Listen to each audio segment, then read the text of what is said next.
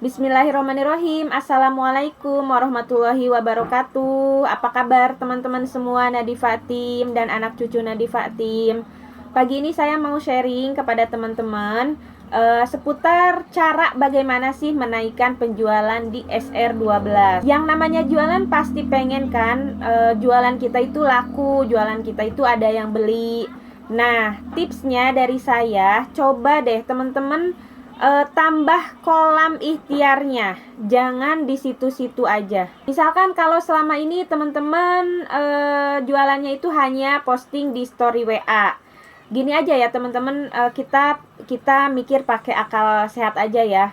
Misalkan kontak kita cuman ada 100 orang, nah kita nggak nambahin lagi kontak WA-nya, cuman itu aja terus yang lihat.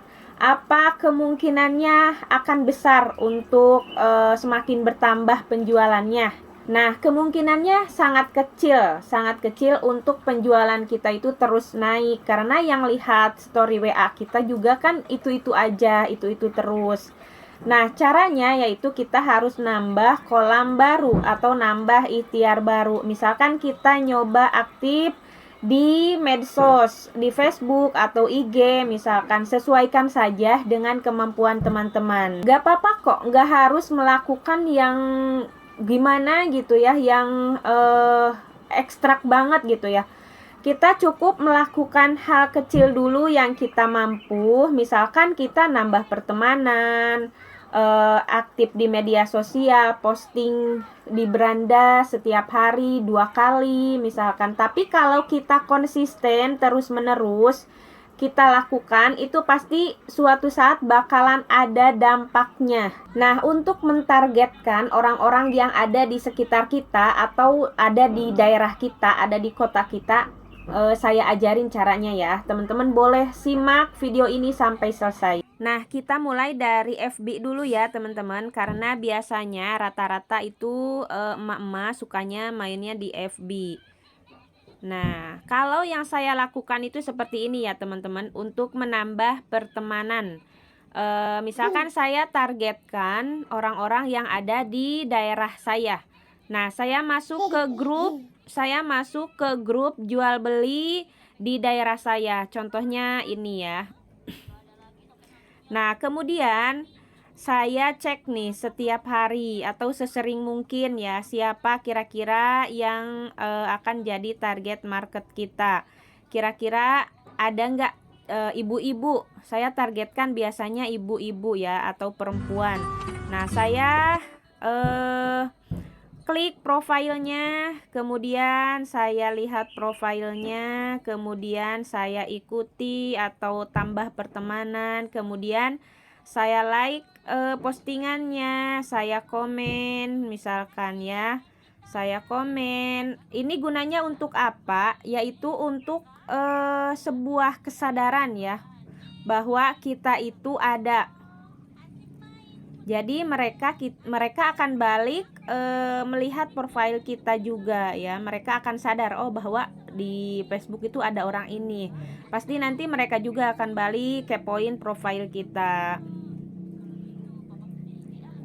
Seperti itu. Nah, biasanya seperti itu ya. Misalkan kalau sedikit postingan perempuannya, maka saya akan cari akan cari anggotanya, akan pergi ke anggota dan lihat semua anggota.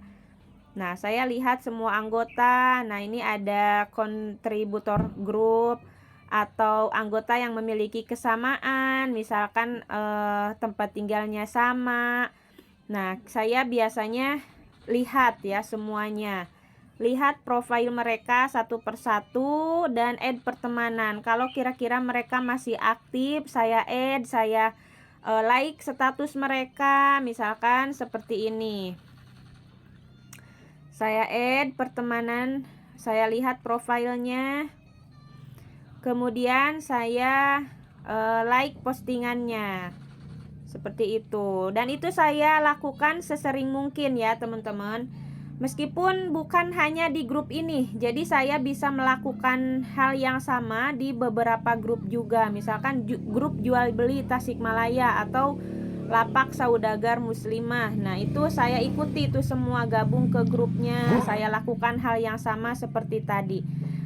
Hal kecil yang kita lakukan, jangan berharap langsung berdampak hari ini juga ya teman-teman, karena sebelum kita konsisten, jangan berharap hasil dulu ya teman-teman. Jangan berharap hasil dulu, kita harus konsisten dulu, baru nanti Allah akan datangkan hasilnya. Biasanya seseorang yang malas praktek itu adalah mereka yang mengharapkan hasil sesegera mungkin, padahal itu sebuah apa ya namanya, bukan tidak mungkin, tapi di dalam bisnis itu kita jangan ngarep hasil yang instan, semuanya butuh proses.